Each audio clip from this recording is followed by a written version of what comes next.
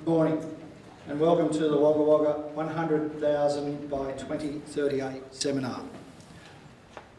This seminar is brought to you by event partners, the Housing Industry Association, Wagga Wagga City Council and Community for Wagga. My name is Michael Quirk, your MC for this morning, and I have the privilege of being the chair of the Committee for Wagga. I would like to acknowledge the Wiradjuri people who are the traditional custodians of the land that we are meeting on today. I would also like to pay my respects to elders past, present and emerging of the Wiradjuri nation and extend that respect to other Aboriginal people who are present here today. Thank you for your interest in the future of our city and taking time out of your busy schedules to attend today. Firstly, may I extend a welcome and thank you to those who have committed to be here today to share their passion, vision and knowledge to stimulate this discussion on the journey that the City of Wagga Wagga is embarking on. Bernard Salt, AM of the Demographics Group, Gary White, New South Wales Chief Planner, James Bolton, Director, Regional New South Wales, Riverina Murray for Department of Planning, Industry and Environment, Peter Thompson, General Manager, Wagga Wagga City Council, Kay Hull, AM, Professor Gerard Carroll, AM, and Darren Nelson, General Manager of Energy Power Storage Recycling Group.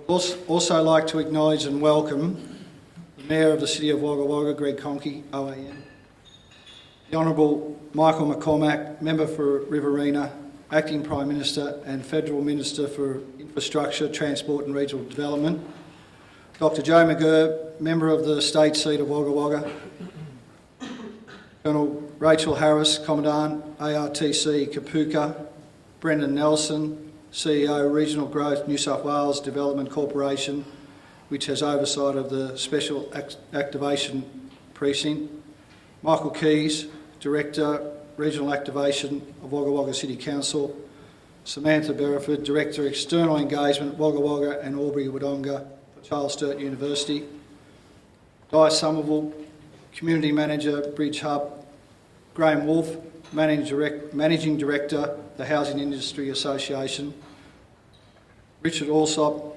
Chair, Regional Development Australia, Riverina. Also in the audience we have representatives from Transport New South Wales, Infrastructure New South Wales, Industry New South Wales, Regional Development Australia, Riverina, the Australian Rail Track Corporation, Riverina Water County Council, Rex Airlines, Juno Shire Council, Coolum Shire Council, TAFE New South Wales and many members of the Housing Industry Association, Chamber of Commerce, Women in Business and Committee for Wagga. I do have a couple of apologies. John Barilaro, Deputy Premier and Minister for Regional New South Wales, Industry and Trade, Fiona Nash, Strategic Advisor, Regional Engagement and Government Relations, Charles Sturt University. So with the audience today, there'll be no shortage of contributions and informative discussions. Just off the cuff, I'd just like to say thank you for everyone. This is a fantastic roll-up today. There's a lot of passion that's brought people here today and we really appreciate your attendance. The event would not be possible without the contribution from our event sponsors and supporters. NAB here at the front there, thank you Nicole. First put the hand up when asked to support the event, thank you. Supermix Concrete and Quarries, Phil and Marie Collins, once again always there to put their hand up to support business and community in Wagga Wagga. New entrants to the business and the community, the Bowman Solar Farm, thank you. Build Pro and Tony Balding and the Housing Industry Association. Obviously this is something that's been a passion of the Housing Industry Association and Tony and his team as Tony is chair of the local division of the Housing Industry Association. They've been like a dog with a bone, I suppose, if you want to think about how they've pushed to make sure today come about, and they've been pushing for a day like today for a number of years. So thank you, Tony, and your team. Riverina 1152 Triple M for their sponsorship and to the Daily Advertiser for their initiation of community awareness and discussion through editorials and articles in the lead up to today. So just some quick housekeeping. The safety exits as you came in there and there's also another exit there if required. There is also an assembly point in the car park next to the motel if required for emergency exits. For phones, please ensure that they're on silent. You most likely have noticed the event has been recorded, audio and video, and this is something that we can use for future promotion of our city. The agenda, you'll see on each chair you'll have found a small booklet containing details of the format and the agenda for this morning's event, along with the bios of the presenters and the panellists. In the discussion panel in the second half of the program, there will be an opportunity for those in the audience to direct questions to our panellists. As the agenda is a full one, I would ask that we make the break post the presentation before the discussion panel a short one. Take the opportunity to do what needs to be done, but please be aware that we will recommence promptly after the 10-minute break allocated. After the 10 minutes allocated to the break, so your courtesy towards others will be appreciated. We expect that break will be around the 11:20. To ensure we get the most from our interaction today, particularly in the second half of the agenda, please keep your comments and questions on point and concise. As we move through the morning, please keep in mind it's not our intention for this to simply be a one-off event with no plans for further actions and engagement. We see today as the start of the journey, addressing the questions of why, when, what and how, the journey over the next 20 years, well it's now 19 years, for the future of Wagga Wagga and the surrounding areas. We seek to stimulate understanding and engagement, starting the process of galvanising the community in support of the journey. I would be derelict in my duties as MC if it did not take advantage of having the Acting Prime Minister in the House for this seminar. However, we only have Michael for another half hour, so I would just like to call Michael to the stage to give us his thoughts on the role of the federal government in Wagga Wagga 100,000 by 2038.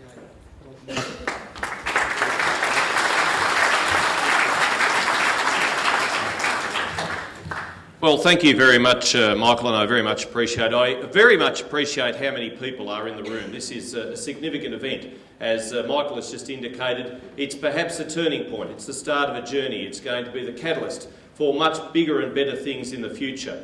And yes, we can talk about how and what we've done in the past, and that's all well and good, but what we need to do is very much look towards the future. The future of Wagga Wagga, and not just our city, but all of those smaller towns and villages around it, is very, very bright. I'm delighted that we have Bernard Salt with us today, a demographer who is internationally acclaimed, somebody who will very much run the ruler over where we are and where we need to go in the future, based on our population, based on our diversification of industry. Interested this morning when I was reading my media clips to see that I was criticised this week as Acting Prime Minister because I didn't spend more time in the capital cities. Well, heaven forbid. I visited a drought community. I saw an innovative farmer who's feeding his sheep a new way in this drought. I visited a new dam down in Tasmania, one of the very first that we've built for many, many years, and a local community backing itself to the tune of $12 million on the back of state and federal funding as well. And indeed, I went to a number of small business forums in the regions. That's what the job of a regional politician is, to talk up, to be positive about our regional communities. And I make no apologies for always being positive about our regional communities. Drought notwithstanding, yes, it's insidious. Yes, it's crippling. But there are still bright sparks and bright hope in this drought. There are still people who will absolutely make money in this drought, and we will get through it. And we'll get through it because of the positivity of people such as yourself who turn up to an event such as this to talk about our future, to see where we can take what we already have. And Wagga Wagga and the Riverina region is a fantastic place. It's very livable. It's very lovable. We've got just about everything in this city, including a Navy base. Not many people realise that it's the only inland centre in all of Australia that has all three arms of the defence. Spend any given time in the Air Force, you end up at Forest Hill Wagga. That's not such a bad thing. Every recruit soldier goes through Kapooka, and we have our own Navy base. We have a fantastic university in Charlestown University. We've got absolutely everything going for us. We need to tell the story. It's not right that 90% of Australians live 50 kilometres from the coast. We've got so many opportunities just awaiting here in inland areas such as Wagga Wagga and elsewhere. Delighted that the New South Wales Government, that Committee for Wagga, of course, on the back of what the federal government is doing, is identifying regional capitals, but more than that, regional areas, to grow these regional areas to the tune of 100,000. Yes, that is a great goal. With the positivity in this room, with what we'll learn from Bernard Salt today, with organisations and industries such as our wonderful building sector here in Wagga, such as our very, very good council that's always pretty positive about what we need to do, with the inland rail coming through our city, and with the growth corridors that we've got, the future can only be bright. Good luck with your deliberations today. I'm sure each and every one of you will get something very positive out of today, but don't just keep it in this room. Tell others to decentralise. Tell others to move to Wagga Wagga, and indeed our wonderful little communities around, the Coolamans, the Tamoras of the world, and make sure we make today a winner. Thank you very much.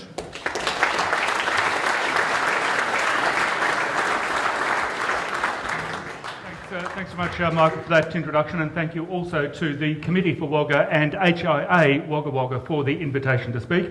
Bernard Salt, I'm the Managing Director of the Demographics Group these days. We're a small consultancy providing advice to business and government. I'm retired from the KPMG Partnership 2 years ago, nicked a couple of staff, set up my own business, and pretty much doing what I've always been doing. My presentation today, Wagga at 100,000.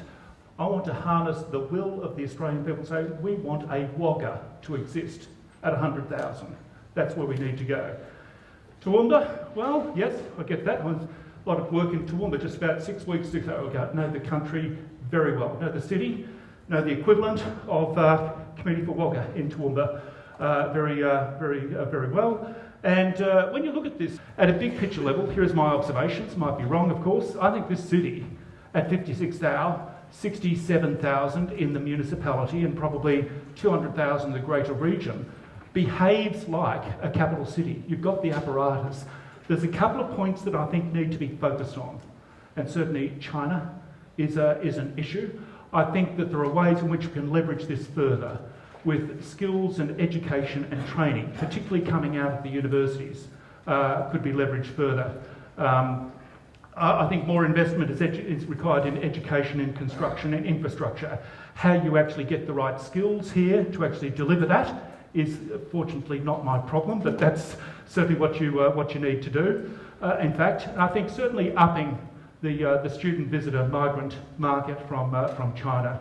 I think a festival for youth, energy, ambition, sport, young business awards, something in this space. You have an extraordinarily youthful population, up to about 26, 27. Let's showcase that and strut your stuff to every other regional town and community and the capital cities, changing the vision, changing the culture, changing the image of regional Australia in the main markets, in fact. And then, of course, I think we need a coalition of regional cities.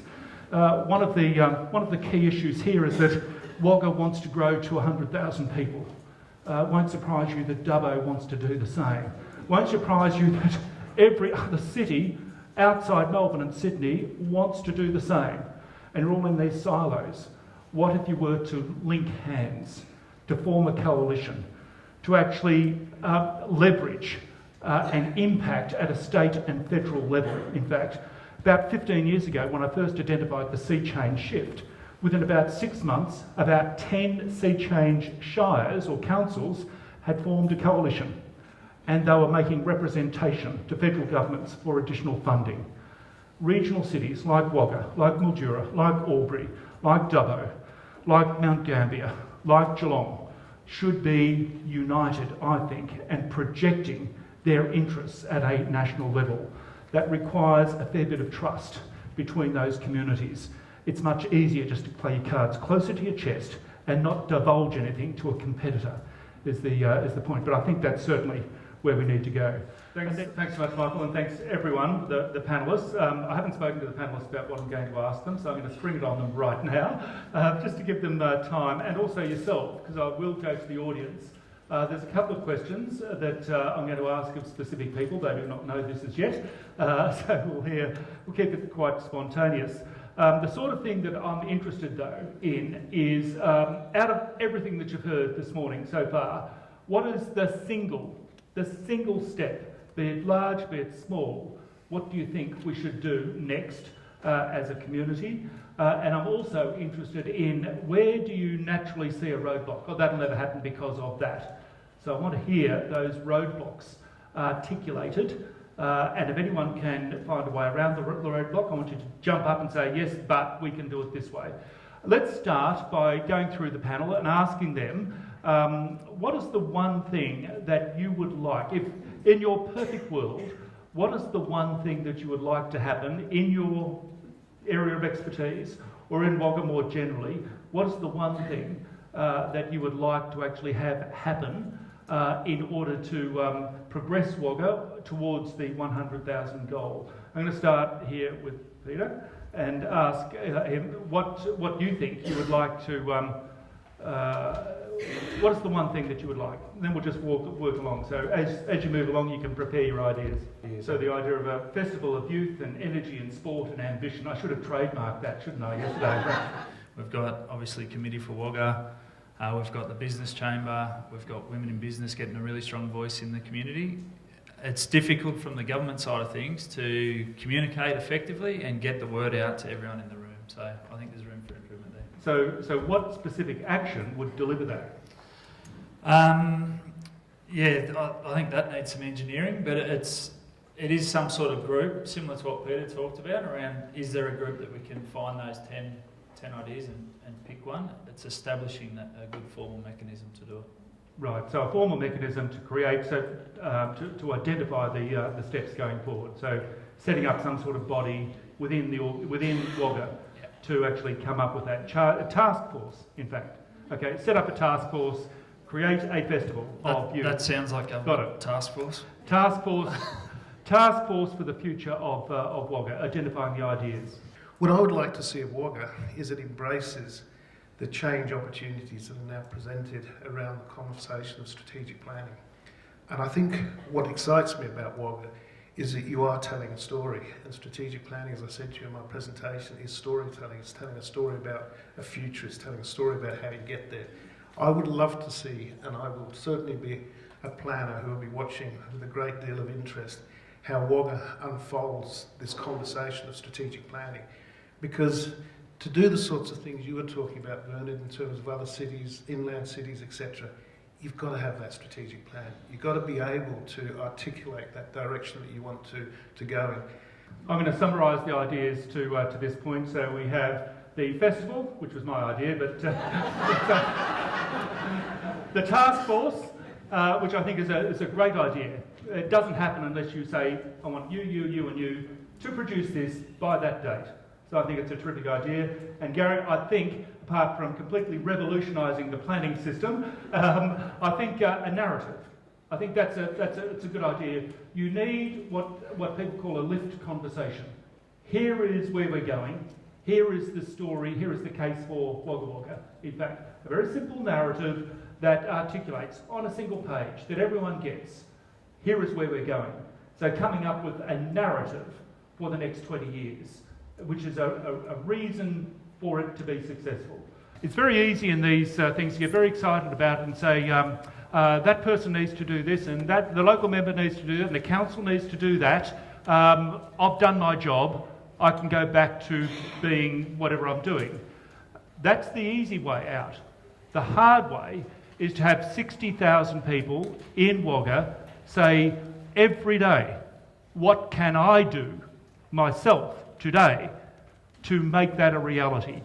The Green Movement has this absolutely nailed. What can I do every day? Think global, act local. It governs the narrative of their life. Coming to something like this and saying, here is what someone else needs to do, is not a solution. It's part of it. I want 67,000 Wagga residents and beyond to think every day, what can we do to make a better, more prosperous community in the future? And I'd love to see that as one of the 10-point plans. It's not just about what the local member needs to do. It's not just about what other people need to do. It's what every individual needs to do. I think also, Joe, do you want to have 2 minutes or so. Can we get a microphone through? You can defend everything that's been pushed thanks, your way. Thanks, Bernard, because I seem to have picked up a few jobs. You have indeed. So I've got to get rid of payroll tax, revolutionise the planning system, fix the Murray-Darling Basin, build an extra hospital, fix the education, jobs, education, training. That's right. So just a few jobs. I've taken a few notes. I did want to first of all, thank Committee for Wagga, Housing Industry Association, Wagga Council for the forum. It's really the crowd and the energy in the room, as everyone has commented on, and as I think Michael McCormack said, it represents a turning point.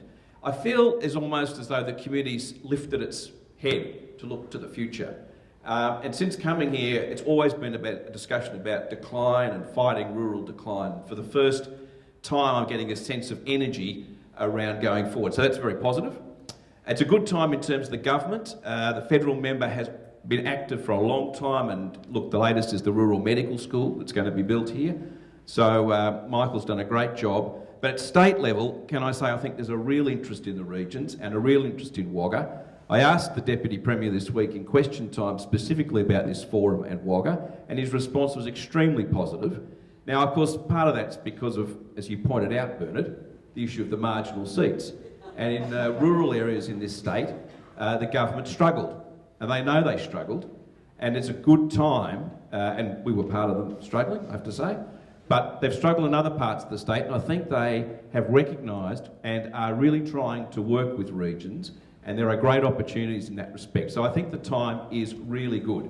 I do want to say a couple of things that I think are important. I talk about responsible growth, and Kay, you talked about the need to develop education, but also the health services, as Jared's pointed out, that will support the growth, the roads, and above all, the jobs that we need.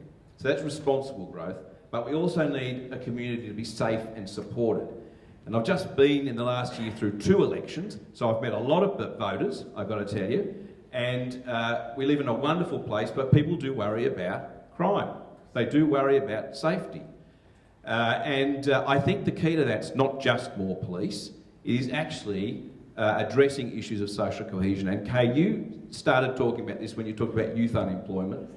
And I think that as we grow, where there's a real risk that if we don't recognise the need for social cohesion and tackle those sorts of issues, that we'll get into more trouble. So if there's an opportunity there to get this right, to build the community, but I just want to put that on the table. And the other part of the discussion is, and it's partly come up in relation to water, is environment and sustainability. And as we grow, I think we need to grow in a way that, from an energy point of view, is sustainable. The city has this cycle pathway, 43 kilometres, that's being built, and I think we have a real opportunity to go forward to have a sustainable, environmentally fantastic, renewable city, and I'd like to put that on the agenda. But I think the key thing for me was the concept of the task force, because I think you're right, Bernard, it's a talk fest is a talk fest, there's got to be some action. And I think, the task force, the vision, and then the plan are probably the next steps from that I see that we need to get on and do. Thanks again. Thanks very much, Joe. And I think that is right. We need a plan going forward. We need actions and responsibilities, and that is not someone else. I want part of that being every individual. I might now pass back to Michael. Thanks, Bernard. Task force, that's the big word I've written down here, but it's already organised. So that brings us to the conclusion of today's first steps in the journey, the information sharing and the discussion. It's been informative, insightful. So go forward. We're proposing to send out to all the participants today a small survey to enable you to provide more feedback, information, questions, etc., to ensure everyone has their opportunity to have their thoughts and input captured. So we'll do that through the Committee for Wagga, and I think most of the people that bought tickets today, you provided your email addresses, and so if you bought them as a group, say Commonwealth Bank, NAB, you might want to give your email details to Michelle so we can include you on the survey. Today's event is not an outcome in itself, it is but the first step in the journey, and that's what we've been talking about for the last hour. There must always be next step for the investments of time, energy and finances to be meaningful to all concerned, especially the community of Wagga Wagga. I can say that the Committee for Wagga, the Wagga Business Chamber, the Women in Business, CSU, the Housing Industry Association are all united and ready to jointly collaborate with the state government and its various agencies and the Wagga Wagga City Council to engage and galvanise the current and future community and business to ensure Wagga Wagga is a vibrant, livable and sustainable city.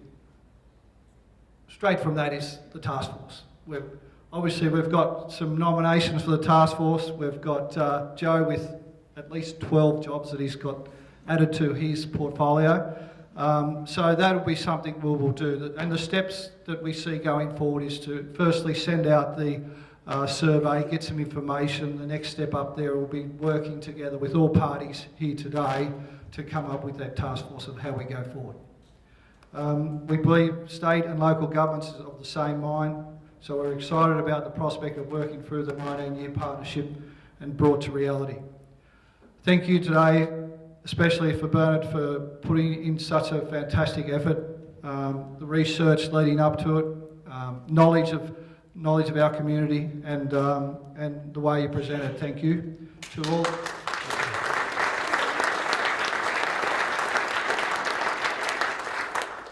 To our presenters, Gary White, James Bolton and Peter Thompson, and our panellists, Kay Hull, Professor Gerard Carroll and Darren Nelson, thank you very much.